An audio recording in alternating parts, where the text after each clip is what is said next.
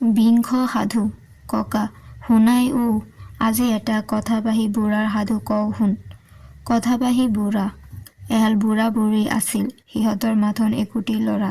বুঢ়া বুঢ়ীৰ ভাতেক ভঁৰালে গৰুৱে গাৱে সম্পূৰ্ণ আছিল আৰু দুয়ো অতি যত্নেৰে ল'ৰাটি তুলি তালি ডাঙৰ কৰি মহা সুখে ঘৰ বাৰী চলাইছিল।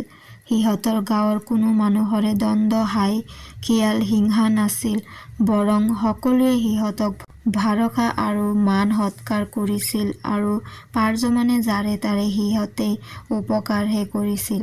ল'ৰাটিৰ ঘৰখন পাতি পো-বোৱাৰীৰ ৰং ধেমালি চাই মৰিবলৈ বুঢ়া বুঢ়ীয়ে বৰকৈ হেঁপাহ কৰিছিল, কিন্তু নিষ্ঠুৰ কালে সেই আশা পূৰাবলৈ নিদিলে। বুঢ়া বুঢ়ীয়ে ল'ৰাটিক এডাল কুটা দুডাল কৰিবলৈ নিদিছিল আৰু ৰজাৰ কোঁৱৰৰ দৰে বৰ আলসুৱা কৰি তুলিছিল। এইবাবে বুঢ়া বুঢ়ী মৰিলত সি অকলশৰীয়া হৈ কি কৰিম কলৈ যাম লগাই মহা চিন্তাত পৰিল। সি যে বন বাৰী একো কৰিব নাজানেই, তদুপৰি সি কথা বাৰ্তাতো এলাবাদো। এনে অৱস্থাত সি বিয়া কৰাবলৈ মন মেলি গাঁৱৰ কেবা ঘৰতো ছোৱালী ধৰিলেগৈ। তাক গাঁৱৰ সকলোৱে এলেবাং বুলি জানি ছোৱালী দিবলৈ গেৰো গেথোঁ কৰিলে। তেতিয়া সি ছোৱালী বিচাৰি কিছুদূৰ গাঁৱলৈ গ'ল। তাতে এঘৰ মানুহে তাৰ কথাবোৰ শুনি ছোৱালী দিবৰ মন কৰি ঘৰ বাৰী চামগৈ বুলি কৈ তাক পঠাই দিলে আৰু ইয়াৰ পিছত ঘৰ দুৱাৰ চাই চিতি গয়াহঁতৰে চিনাকি হৈ সেই মানুহটিয়ে বিয়াৰ দিন বাৰ চোৱাই ছোৱালীজনী এলেবাঙলৈ বিয়া দিলে। ছোৱালীজনী বৰ চাবতিয়াল আৰু বুদ্ধিমতী আছিল।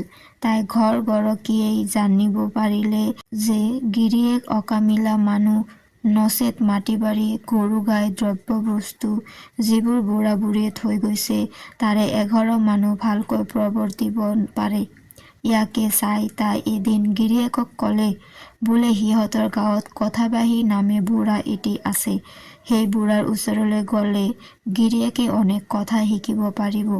এই কথাত গিৰিয়েক মান্তি হৈ পাছদিনা প্ৰাতঃতে কথাবাহী বুঢ়াৰ ঘৰত ওলালগৈ। বুঢ়াই বহিবলৈ দি ডেকাক অহাৰ কাৰণ সুধিলে। ডেকাই সকলো কথা ভাঙি ক'লত বুঢ়াই গোটিদিয়েক প্ৰশ্ন কৰি ডেকাক কিমান পানীৰ মাছ বুজি লৈ ক'লে, বোপাই, তুমি কথা শিকিবলৈ হ'লে মোৰ ঘৰত এবছৰ থাকিলেই হ'ব।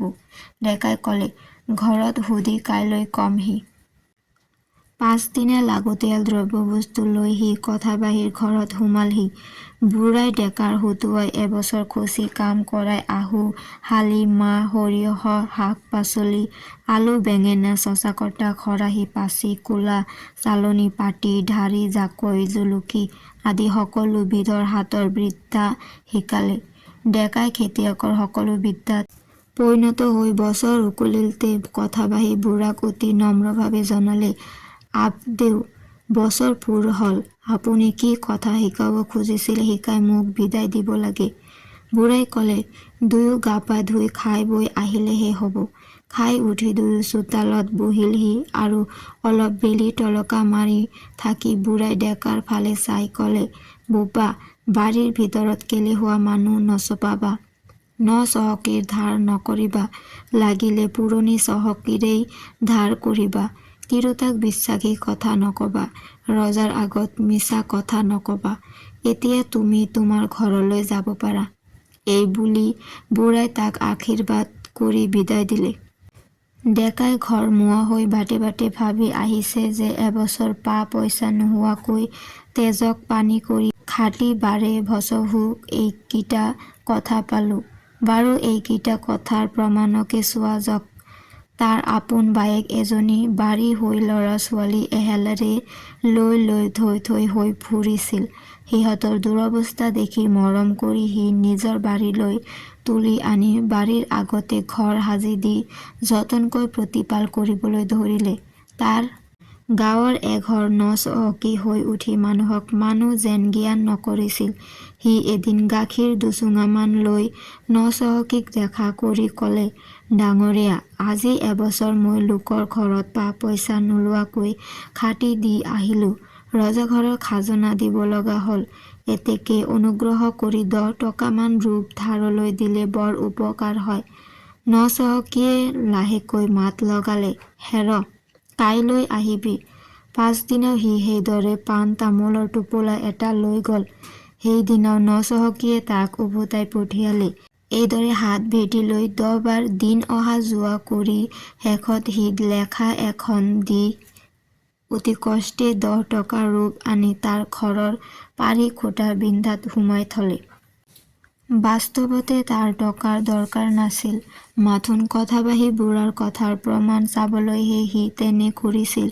তাৰ পাছত সি এদিন সেই গাঁৱৰ পুৰণি চহকী মানুহ এঘৰলৈও সেইদৰে ধান ধাৰলৈ বিচাৰি গ'ল। পুৰণি চহকীয়ে তাক দেখি বহিবলৈ দি কিয় আহিছে বুলি সোধাত সি সেই কথাকে ক'লে। তেতিয়া গৃহস্থই মূৰে কপালে হাত দি বেজাৰ কৰি ক'লে, অমুকাৰ ঘৰত কি নোহোৱা আছিল, এতিয়া পুতেকে লোকত হাত পাতিব লগা হৈছে। হেৰ ৰূপ একুৰিহে লাগে, বাৰুনে যেতিয়াই পাৰ দিবিহি। তাৰ পাছত সি ৰজাঘৰৰ ওচৰতে চাপৰি এটাত খেতি কৰিবলৈ ধৰিলে। তাত মাহ সৰিয়হ খাবলৈ অনেক চৰাই আহে। সেইবাবে সি খেকেৰু চিটিকা জাল পাতি নিতৌ চৰাই ধৰি তাতে মাৰি পাখি গুচাই আনি ঘৈণীয়েকক ৰান্ধিবলৈ দি সদায় খাইছিল। ৰজাৰ এটা মৰমৰ মৰা চৰাই আছিল। সিও সদায় তাৰ খেতিত পুৰি অনিষ্ট কৰিবলৈ ধৰিলে। শেহত সেই খেতিৰ মাজতে ঘূৰণীয়াকৈ দ গাঁত এটা খান্দি ওপৰত ঢাল পাত দি ঢাকি থলে। পাছদিনা সি দেখে যে আন চৰাইৰ লগতে মৰাটো গাঁতত পৰি আছে। মৰাক সি অতি যতনেৰে ধান পানী দি ঢাকি ৰাখি এইবোৰ চৰাই মাৰি বখলিয়াই আনি ঘৈণীয়েকক ক'লে, হেৰ, বহুত দিনৰ পৰা মৰাৰ মঙহ খাবলৈ মন গৈছিল, আজি পাই আনিছোঁ, ভালকৈ ৰান্ধি দিবি দেই। ঘৈণীয়েকে বোলে, ক'ত পালা, কেনেকৈ ধৰিলা কোৱাচোন। গিৰীয়েকে বোলে, তোক ক'লে কটা যাব লাগিব। ঘৈণীয়েকে বোলে, এৰা, তাকেহে মোৰ কৰাবলৈ বাকী আছে, আমি য'তে ত'তে অবিশ্বাসী। এনে বোলত গিৰীয়েকে কথাটোৰ থোৰ ভাঙি ক'লে। তেতিয়া তাই তাৰে মঙহ এসোপা লৈ যে শাহুৱেকৰ ঘৰলৈ নি ভায়েকে মৰা চৰাই এটা মাৰি আনিছে তাৰে এয়া আনিছোঁ, ৰান্ধি খাব, এনে বুলি কৈ আহিব খোজোতেই শাহুৱেকে সুধিলে, কৰ মৰা, কেনেকৈ মাৰিলে মোক কচোন, ইমান ততাতৈয়া কিয় কৰিছ। তেতিয়া তাই থেৰু গেৰু কৰি থোৰতে কথাটো ক'লে। ইপিনে মৰা নেদেখি ৰজাঘৰত বিচাৰ লাগিল।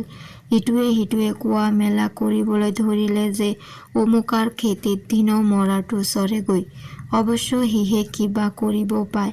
ৰজাৰ টেকেলাই গৈ গধূলি বায়েকৰ ঘৰত বহি মৰাৰ কথা উলিয়াই অনেক চহ দিয়াত তাই ভায়েকৰ কথা কৈ দিলে। ইপিনে ভায়েকেও সজাগ হৈ ফুৰিছিল। এতিয়া কলতলৰ পৰা সি বায়েকে টেকেলাক কোৱা কথাবোৰ শুনি আহি ঘৈণীয়েকক ক'লে যে ৰজাৰ টেকেলা আহি তাক ধৰি বান্ধি নিবহি।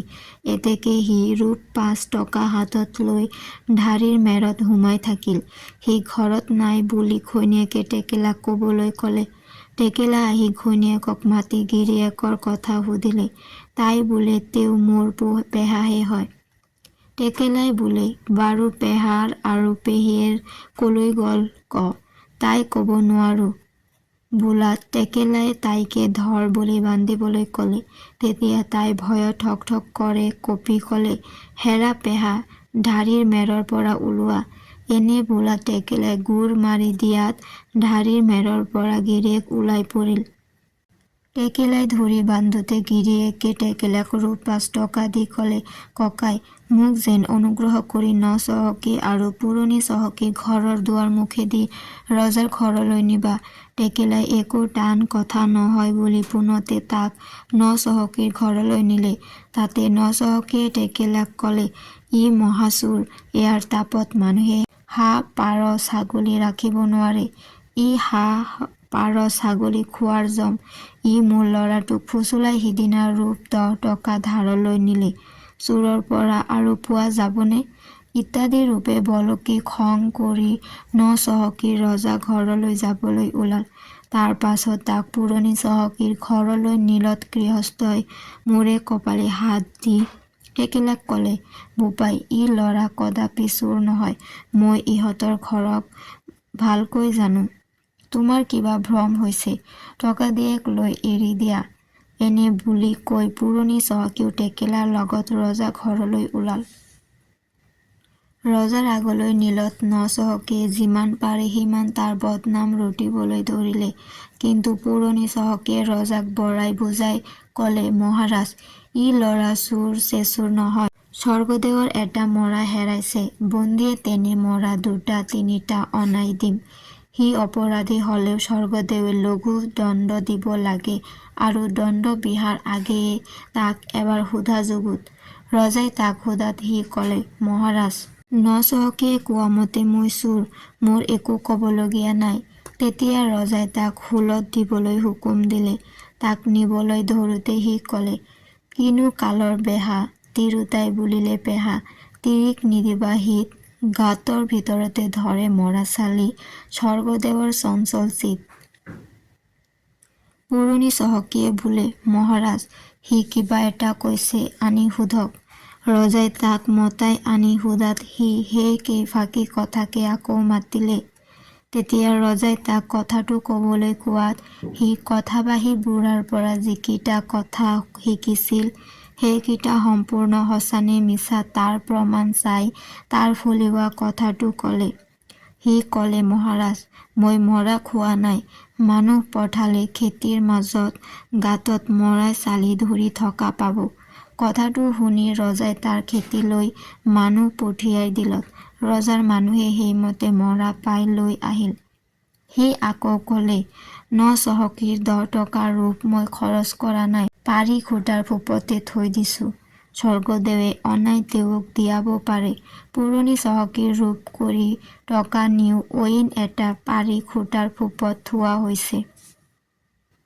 কিন্তু তেওঁ এনে সাধু যে সেই কথা নুলিয়াই মোক ৰাখিবৰ নিমিত্তে আৰু ৰূপবান খৰচ কৰিবলৈকেহে আগবাঢ়িছে। কেলেহুৱাক বাৰীত ঠাই দিয়া, তিৰোতাক বিশ্বাসী কথা কোৱা আৰু ৰজাৰ আগত মিছা কোৱাৰ পৰা মোৰ প্ৰাণৰ সংশয় হৈছিল। এই বুলি সি গোটেইবোৰ কথা ভাঙি ক'লে। ৰজাই তবত লাগি থাকি নচহকীক অনেক তিৰস্কাৰ কৰি খেদাই দিলে। কথাবাহী বুঢ়াক মতাই আনি ৰাজসভাৰ মিলুৱাই পাতিলে আৰু পুৰণি চহকীক বিশ্বাসী ডাঙৰ বিষয় এখন দিলে।